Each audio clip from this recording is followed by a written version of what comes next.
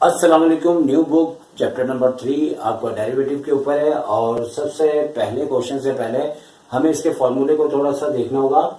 यहाँ पे है the concept of rate of change, जो कि फॉर्मूला आपके सामने नजर आ रहा है। Delta Y upon delta X equal to F X plus delta X. Delta X बुनियादी तौर पे स्मॉल क्वांटिटी स्मॉल वैल्यूज होती है और -5x अपॉन डेल्टा एक्स। अब फर्स्ट क्वेश्चन इससे रिलेटेड। अब इस फॉर्मूले से हम रेट ऑफ चेंज कैसे पता करेंगे। सबसे पहले याद रखिए कि इस फॉर्मूले में delta Y upon delta X बिल्कुल सेम टू सेम उतार दिया जाएगा। और उसके बाद याद रखें कि हमारे पास ये जो फर्स्ट फंक्शन दिया हुआ है, बुनियादी तौर पे इसमें होता यह है कि ये ग्रेटर वैल्यू होती है और ये स्मॉल वैल्यू। जैसे साइड पे हमारे पास ये 2 लिखा हुआ है तो 2.3 है। तो यहाँ पे अब हमें करना इस तरीके से होता है कि हमें वैल्यूज को इस तरह से अरेंज करना होता है कि x में हमें छोटी वाली वैल्यू रखनी होगी और डेल्टा x की जगह हमें ऐसी वैल्यू लेनी होगी जो कि नीचे भी डेल्टा x चाहिए। तो साइड में हम वर्किंग करते हुए डेल्टा x में हमेशा करना होगा कि बड़े में से छोटे को लेस कर देंगे। जैसे यहाँ पे b पहले है और a बाद में है, तो b की वैल्यू 2.3 है, जिसमें से 2 लेस करेंगे तो हमें पता है कि 0.3 आ जाएगा। इस तरीके से ये होगा कि डेल्टा x को आपने 0.3 लेना होगा और -f(x) की जगह x हमारा जो है बेसिकली वो नंबर होता है जो स्मॉल नंबर होता है। जैसे कि यहाँ पे दोनों में स्मॉल नंबर आपके पास 2 है तो 2 लिख दिया जाएगा और यहाँ पे भी फंक्शन आ रहा है, यहाँ पे भी फंक्शन आ रहा है और डेल्टा एक्स की जगह अब आप चाहें तो उसकी वैल्यू रख सकते हैं 0.3।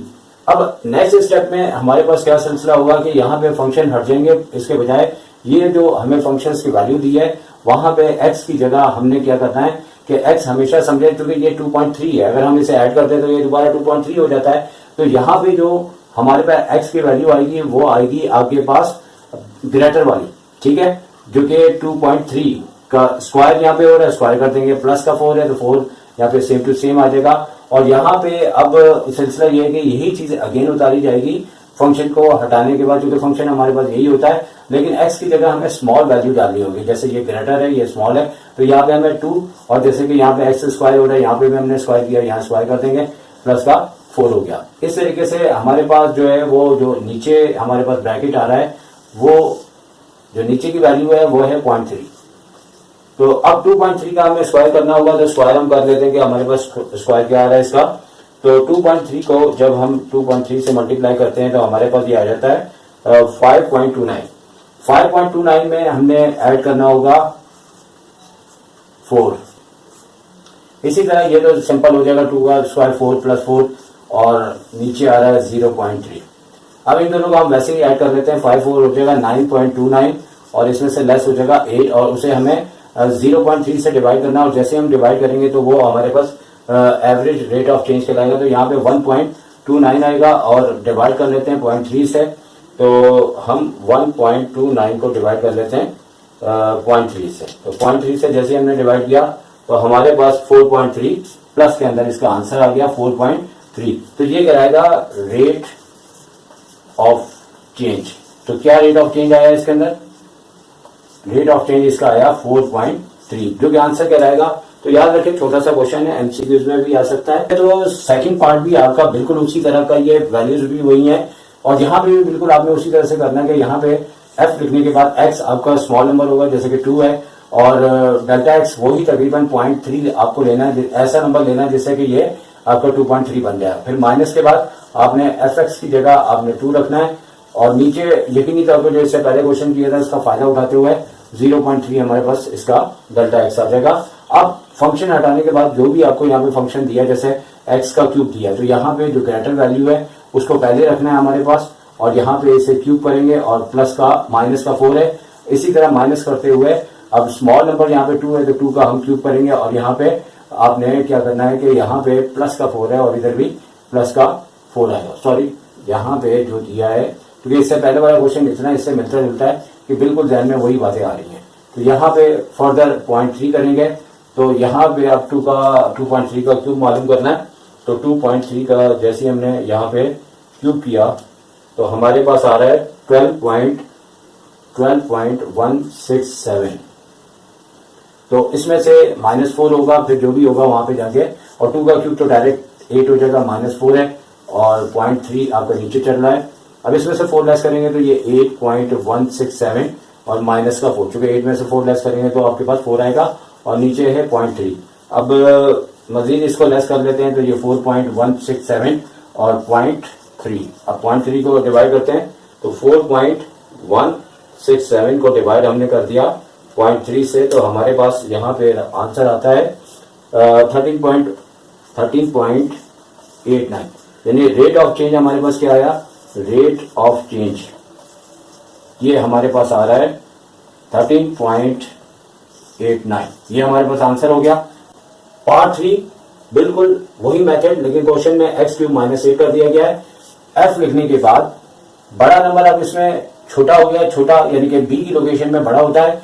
तो याद रखें कि यहाँ पे अब आपने सबसे पहले लेते तो यहाँ पे छोटा नंबर है जो कि 3 है, और यहाँ पे बड़ा नंबर बनाना होता है, जैसे 2.5 बनाना है। तो यकीनी तौर पे अब आपके पास यहाँ पे माइनस करते हुए 0.5 को आपका यहाँ पे 2.5 बनना चाहिए। याद रखें b बड़ा a छोटा होता है।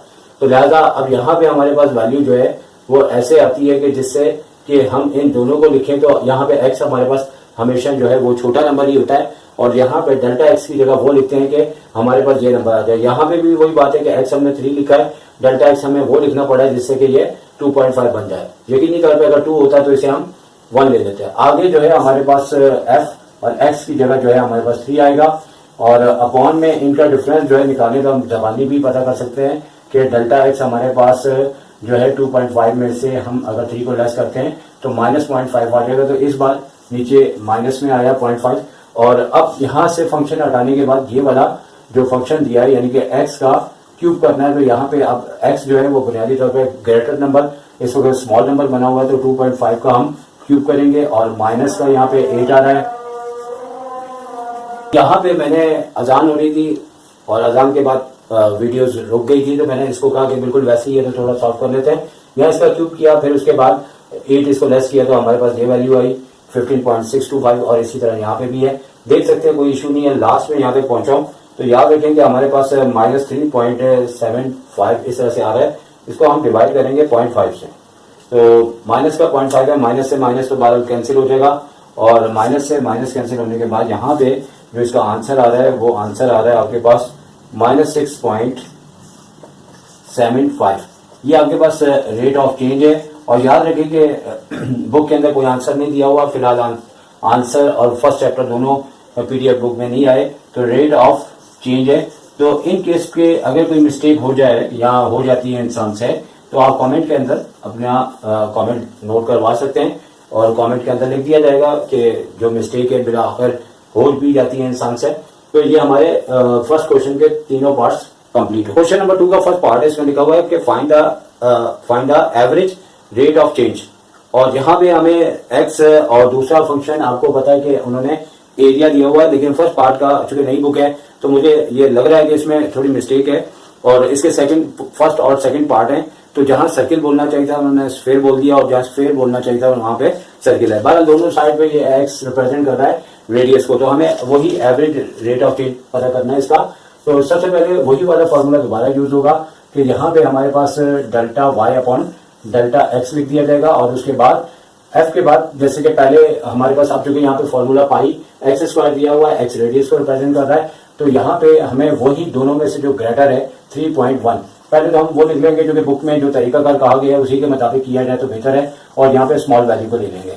उसके बाद नीचे डेल्टा x आ रहा है, तो डेल्टा x की जगह जैसे कि एक बार अगर आप फॉर्मूला करके लिख लेंगे तो बेहतर है। डेल्टा x हमेशा हमने क्या करना है कि b वाले में से a वाले को लेस करना, भले ये छोटा हो या बड़ा हो, ज्यादातर बड़ा होता है लेकिन छोटा भी हो सकता है। तो ये आ रहा है आपके पास 0.1, तो नीचे आ जाएगा 0.1। अब जैसे ही f हटेगा फंक्शन तो उसकी जगह यहाँ पे आ जाएगा पाई, तो वैसे ही रहेगा, लेकिन x की जगह आपने जो ग्रेटर वैल्यू यानी कि b वाली वो आपने लिखनी है जो कि 3.1 का स्क्वायर आ रहा है। और फिर उसके बाद आगे मजीद इधर चूंकि पहले की तरह 2 टर्म नहीं है, सिंगल टर्म है, और उसके बाद आपने करना क्या है यहाँ पे कि माइनस यहाँ पे आपने पाई की वैल्यू और x का स्क्वायर हो रहा है, तो छोटी वैल्यू 3 है तो 3 का हम स्क्वायर कर देंगे।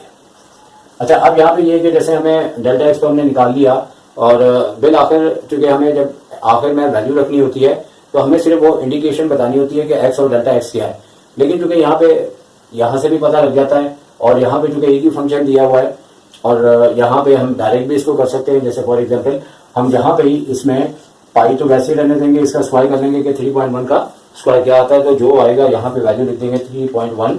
इसका हम जैसे स्क्वायर करते हैं तो हमारे पास वैल्यू आ जाती है इसकी 9.61। ठीक है, क्योंकि यहाँ पे हमारे पास x एक ही दिया हुआ है। और दूसरी बात यह कि माइनस के बाद पाई और 3 का स्क्वायर 9 हो जाएगा। और यहाँ पे अच्छा, यहाँ पे याद रखें कि हम जो है अपॉन में अमूमन जो है वो नीचे की वैल्यू लिखना भूल जाते हैं, तो याद रखें कि नीचे वाली वैल्यू को हमने भूलना नहीं है। ये अक्सर ये होता है इस तरीके से। अब एक तरह से पाई की क्वांटिटी ये है और इस पाई की क्वांटिटी ये है। हमें पता लग रहा है ये 9 है, ये 9.61 है। पहले लिख दें या बाद में लिख दें, बात वही है। जबानी भी हम कर सकते हैं 0.61 और यहाँ पे पाई आ जाएगा। और नीचे जैसे ही हम 0.1 से, चूंकि हमने क्या किया है कि इसको 9.6 पाई समझ रहे हैं, पाई की क्वांटिटी है, तो यहाँ पे पाई की क्वांटिटी 9 है तो लेस होगा तो 0.61 आएगा। और यहाँ पे हमने इसको डिवाइड करना होगा। अब ये है कि पाई की वैल्यू को अगर हम मल्टीप्लाई कर लें तो एक ही दफा अगर हम इसे मल्टीप्लाई करें तो ज्यादा बेहतर होता है। अच्छा, पाई की वैल्यू होती है 22/7, तो यूं कर लेंगे पाई और 0.1 के साथ आपके पास 7 मल्टीप्लाई हो जाएगा, क्योंकि पाई जो है वो 22/7 होता है। तो अब हम करेंगे क्या कि 0.61 को मल्टीप्लाई करेंगे 22 से, फिर उसके बाद जो भी आता है वो लिख लेते हैं। यहाँ पे वो आ रहा है आपके पास 13.42 और इसे डिवाइड करना है 0.7 से। तो अब डिवाइड कर देते हैं, पहले 7 से करते हैं, उसके बाद 0.1 से करते हैं, तो बात एक ही होती है। तो फाइनली इसका आंसर आ रहा है 19। रेट ऑफ चेंज जो आ रहा है वो आपके पास आ चुका है, जो कि 19.17 रेट ऑफ चेंज आ रहा है। तो सेकंड पार्ट भी बिल्कुल उसी तरह यहाँ पे आपने लिखना है कि एफ एक्स आपके पास यहाँ पे जो दिया हुआ है, इसके अंदर इसकी जो वैल्यूज है, जैसे कि आपको यहाँ पे 4π/3 का क्यूब लिखा हुआ है।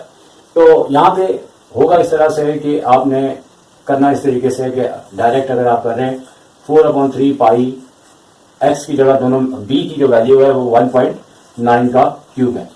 तो ऐसे हम फिर बताता चलूँ कि यहाँ पे वो रेडियस को रिप्रेजेंट करता है और यहाँ पे फिर उसके बाद ब्रैकेट क्लोज करके यही सेम प्रोसेस आपने यहाँ पे उतार देना है। और पाई के बाद जो एक्स है उसकी जगह 1.9 तो हमने ग्रेटर था, मतलब ये मतलब के सेकंड जो होता है उसको यहाँ पे ग्रेटर के तौर पे लेना होता है, लेकिन वो स्मॉल भी हो सकता है। ए यहाँ 2 है तो 2 का क्यूब कर देंगे, तो हमें पता है कि 2 का क्यूब करना तो बहुत सिंपल है। और यहाँ पे डेल्टा एक्स निकाल लेते हैं, तो 1.9 में से लेस 2 करेंगे तो -0.1 आ जाएगा, तो -0.1 अपॉन में आ रहा है।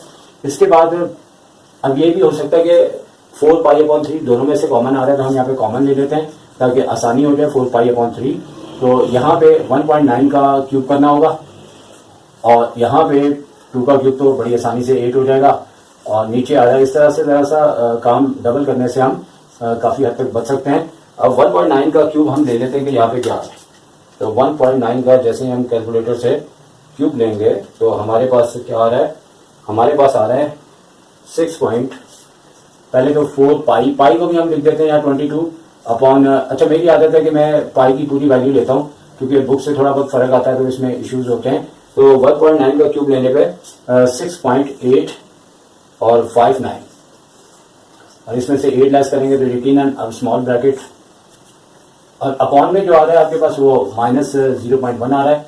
अब लेस करेंगे वो भी नेगेटिव में ही आएगा, -8 को लेस करेंगे तो हमारे पास जो वैल्यूज आएगी वो हम यहाँ पे नोट कर लेते हैं। और यहाँ पे 22 को अगर हम 4 से मल्टीप्लाई करते हैं तो 88 हो जाएगा और नीचे 7 को 3 से 21 है।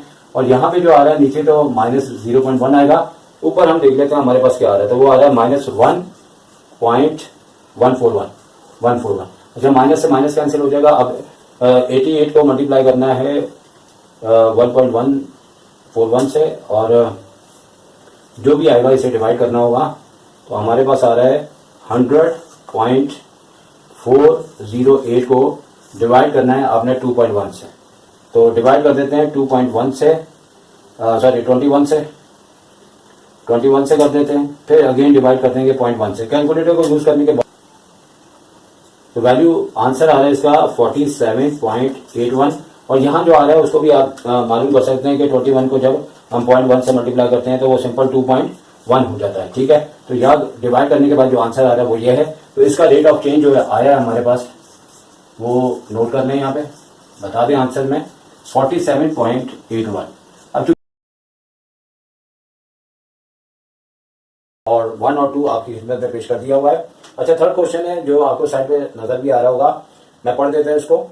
इसमें लिखा हुआ है कि the price P in rupees after T years given by P T equal to 3t square plus t plus 1। Find the rate of change of inflection from t3 to t3.5 years. अच्छा, अब यहाँ पे सिलसिला ये है कि थोड़ा सा ये आपका प्रैक्टिकली क्वेश्चन है और इसके अंदर आपको एक पीटी के नाम से फंक्शन दिया हुआ है। पहले हम नंबर 3 पे उसको यहाँ पे नोट करेंगे, नंबर 3, और एक्सरसाइज 3.1 का क्वेश्चन नंबर 3 और 2, 3 और 4 इससे पहले वाले हमने आपको बता दिए थे। इसमें हमारे पास जो फंक्शन है वो है, सबसे पहले हम यहाँ नोट कर लेंगे इसको टॉप पे कि पी और टी इज इक्वल टू, फिर कि टी हमें 3 और 3.5 दिया है, टी की वैल्यू यानी कि 3 एंड टी 3.5, ठीक है। और सिलसिला इस तरह है कि हमसे एवरेज रेट ऑफ चेंज पूछ रहे हैं और यहाँ पे फॉर्मूला वही यूज होगा, लेकिन यहाँ पे टी जो है वो ईयर्स को रिप्रेजेंट कर रहा है और बाकी जो प्राइस है वो पी से रिप्रेजेंट हो रही है। तो जो फॉर्मूला हमारे पास था वो dy अपॉन dx था। अब d तो एक तरह से डेरिवेटिव ही होता है, लेकिन आगे हम dp लिख देते हैं क्योंकि y के ऊपर ही ये वैल्यू होती है, लेकिन चूंकि प्राइस को p से उन्होंने रिप्रेजेंट किया है और fx जो है वो रिप्रेजेंट ही y को करता है। अभी भी मैं ये बता रहा हूँ कि ये y को ही रिप्रेजेंट कर रहा है। अगर चाहे तो आप dy भी लिख सकते हैं, लेकिन चूंकि प्राइस लिखा है तो आप dp भी कह सकते हैं। और इसी तरह से अपॉन में आपके पास dt आ जाएगा। ये जो अपॉन का dt है ये तो एक तरह से जरूरी है, लेकिन ऊपर आप y भी कह सकते हैं, p भी कह सकते हैं, ठीक है। और उसके बाद फॉर्मूला आपके पास वही फॉर्मूला आपको जिस तरह से दिया हुआ है कि f, अब चूंकि पहले x होता था, अब यहाँ पे t और यहाँ पे डेल्टा t, इसी तरह माइनस करके f और आगे t आ जाएगा। तो अपॉन में अब डेल्टा x नहीं आएगा बल्कि डेल्टा t आएगा। तो अब तरीकाकार बिल्कुल सेम टू सेम ही है। तो अब यहाँ पे हमने करना क्या है कि यहाँ पे जैसे कि ये फंक्शन हमें दिया हुआ है, तो हमने सबसे पहले तो यहाँ पे जो आपके पास एक स्टार्टिंग में मतलब कि t एक आपका स्टार्टिंग का पॉइंट होता है और ऑन द एक्स एक्सिस पे होता है, तो ये भी ऑन द एक्स एक्सिस पे ही होता है, और सेकंड पॉइंट 3.5 है, यानी कि स्टार्टिंग 3 से 3.5 है। तो जो सेकंड वाला होगा वहां पे इससे पहले जो क्वेश्चन थे वहां a और b था, तो b एज अ ग्रेटर था, a एज अ स्मॉल था, तो b में भी बाद वैल्यू कम भी हो जाती थी, ज्यादा भी हो जाती थी। लेकिन यहाँ पे जो सेकंड नंबर है वो हमने यहाँ पे लेना है 3.5, ठीक है। अब चूंकि वैसे अगर लिखा होता तो यहाँ पे a और b लिखा होता, तो लिहाजा बात वही है कि यहाँ पे जो पहला है वो कम वाले को रिप्रेजेंट करता है, बेशक कि वो कम भी हो सकता है, ज्यादा भी हो सकता है, बाद वाला भी इसी तरह के ज्यादा और कम हो सकता है, लेकिन यहाँ पे पहले वाले फंक्शन में हम इसको नोट करेंगे 3.5 और यहाँ पे सेकंड वाले में हम 3 ले लेंगे, ठीक है। अब बुक में यही तरतीब थी कि ये पहले था, ये बाद में था, चूंकि बुक में आंसर भी मौजूद नहीं है फिलहाल, अभी तक नहीं आए। और इसके बाद डेल्टा टी यानी कि इसका डिफरेंस है, और डेल्टा टी निकालने के लिए हम हमेशा जो आगे वाला है इसमें से पीछे वाले को लेस कर देंगे। 3.5 में से अगर हम लेस करते हैं 3 तो 0.5 हमारे पास आ जाएगा, और 0.5 नीचे नोट कर दिया। अब इसके बाद एफ सिलसिला हट जाता है, तो उसकी जगह अब हमारे पास क्या आएगा कि इसका पूरा फंक्शन आ जाएगा। जैसे 3 है तो टी की जगह हमें यहाँ पे करना क्या है कि 3.5 रखना है और उसका स्क्वायर, फिर प्लस टी की जगह 3.5, फिर उसके बाद +1 और ब्रैकेट यहाँ पे क्लोज हो जाएगा। इसी तरह माइनस के बाद यही चीज हमारे पास इस वैल्यू पे आ जाएगी 3 पे, जो कि 3 दिया हुआ है पहला पॉइंट। तो 3 है तो 3 का ही स्क्वायर आ रहा है, +3 आ गया और प्लस का 1 है, और यहाँ क्लोज है तो अक्सर अपॉन में 0.5 लिखना याद नहीं रहता, इसको याद रखना होगा। और फिर उसके बाद जाहिर सी बात है थोड़ा सा कैलकुलेटर का सहारा लेना होगा कि इसकी क्या वैल्यू है। तो 3.5 का अगर हम स्क्वायर करें तो हमारे पास स्क्वायर इसका आता है 12.25 और 3.1 और 1 का ऐड करेंगे तो 4.5 हो जाएगा। अब स्मॉल ब्रैकेट कर लेते हैं, और इसी तरह से 3 का स्क्वायर 9, 9 3 27 हो गया, और ये प्लस का 4 है, और नीचे है 0.5। तो अब इसको फर्दर मल्टीप्लाई करते हैं तो यहाँ पे मल्टीप्लाई ये होगा 3 से, तो 3 को मल्टीप्लाई करना है 12.25 से, तो और फिर प्लस कर देंगे 4.5। तो मैंने टोटल काम कर दिया इसका, तो ये बन रहा है 41.25, और इसी तरह 31 इसमें से लेस करेंगे और 0.5। अब माइनस किया इसमें 31 तो हमारे पास यहाँ पे आ जाएगा 10.25 और 10.25 को हम 0.5 से डिवाइड करेंगे, तो डिवाइड करने हैं 0.5 से, तो ये इसका आंसर आ चुका है और आंसर है आपके पास 20.5। तो इसका भी आप लिख सकते हैं कि रेट ऑफ चेंज जो भी है, जिसमें भी है, ईयर्स में है, टाइम्स में है, तो वो 20.5 है। तो इस तरीके से इसका हमने आंसर निकाल लिया है। 3 के बाद नंबर 4 है, वो भी कुछ प्रैक्टिकल लाइफ से रिलेटेड है। Ball is throw vertically up its height in a meter after t seconds is given by the formula हमने नोट किया हुआ है जो आपके सामने है, st करके। Find the average velocity when change from a to b, फिर उसके ऊपर 2 पार्ट्स आपको दे दिए गए हैं, उसी के मुताबिक हम इसे सॉल्व करेंगे। तो स्टार्ट करते हैं। तो सबसे पहले ये आपके पास लिखा है, बिल्कुल वही तरीका कार है कि यहाँ पे भी अगर आप मतलब फॉर्मूले में तब्दीली करना चाहें तो यहाँ पे डेल्टा एच ले लें क्योंकि हाइट से रिप्रेजेंट है, और इसी तरह फिर मैं ये बार बार कह रहा हूँ कि ये है वाई, क्योंकि एक्चुअली ये जो है हमारे पास ये वाई होता है और ये एक्स एक्सिस के ऊपर होता है। तो ये जो भी रेट ऑफ चेंज है ये पॉइंट्स होते हैं, ये आपकी वैल्यू होती है जो वाई एक्सिस के ऊपर होती है। तो फॉर्मूला इसी वजह से dy/dx लिखा गया है, लेकिन क्योंकि यहाँ पे हाइट का जिक्र है तो हम यहाँ पे डी एच डेल्टा एच कह देते हैं, वो भी ठीक है। और नीचे जो है आपका, चूंकि यहाँ पे भी आपका जो टी से हमें यहाँ पे वेरिएबल्स दिया है तो हम यहाँ पे टी ले लेंगे, और उसके बाद फॉर्मूले में बिल्कुल पहले की तरह टी प्लस डेल्टा टी आ जाएगा, और उसके बाद यहाँ पे माइनस का एफ टी बिल्कुल पहले की तरह, और नीचे डेल्टा टी।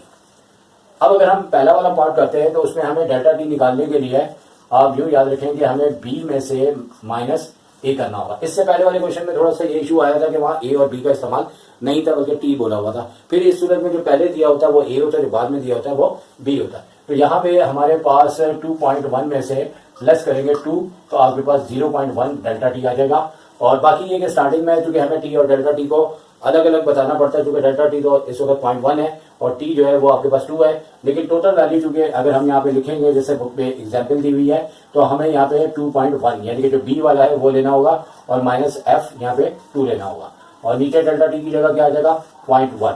ठीक है, ये 0.1 लिखा है। अब उसके बाद फंक्शन जैसे ही हटेगा तो ये वैल्यूज इसके अंदर रख दी जाएगी, जैसे कि यहाँ पे ब्रैकेट बनाते हुए -16 टी का स्क्वायर है, तो टी की जगह हम 2.1 का स्क्वायर लेंगे 2.1, और फिर उसके बाद प्लस 80 टी है तो टी की जगह 2.1 ले लेंगे, और उसके बाद ब्रैकेट क्लोज करने के बाद क्योंकि कोई कांस्टेंट नहीं है तो माइनस करते हुए एफ टी मीन्स यही फंक्शन लेकिन ए वैल्यूज के साथ, तो -16, तो टी की जगह 2 का स्क्वायर प्लस 80 और यहाँ पे 2 हो जाएगा, और बड़े मजे से ब्रैकेट को हमने क्लोज कर देना है। याद है पीछे आंसर नहीं है, अगर बिलफर्ज कोई मिस्टेक नजर आ रही हो तो आप कमेंट्स में कर सकते हैं, क्योंकि जाहिर सी बातें नई बुक है, हम भी सीनियर स्टूडेंट है और आप जूनियर स्टूडेंट है, तो 12 जूनियर भी बस बहुत अच्छे होते हैं, वो मिस्टेक को पॉइंट आउट कर सकते हैं। क्योंकि नई बुक में भी बहुत सारी गलतियां होती हैं, तो गलती का लफ्ज है, गलती होती है, हर एक से हो जाती है, तो 0.1 है।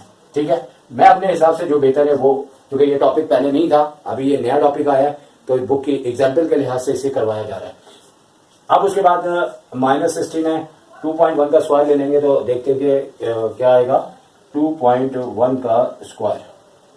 तो स्क्वायर हमारे पास आ चुका है और मल्टीप्लाई होगा इससे, और वो है 4.41 प्लस, अब इसको 80 को मल्टीप्लाई करेंगे 2.1 से। ठीक है, डायरेक्ट भी कर सकते हैं, लेकिन मैं चाह रहा हूं कि आपका जो है लाइव में बार बार रिकॉर्डिंग नहीं की जा सकती, तो ये आपके पास आ रहा है 168।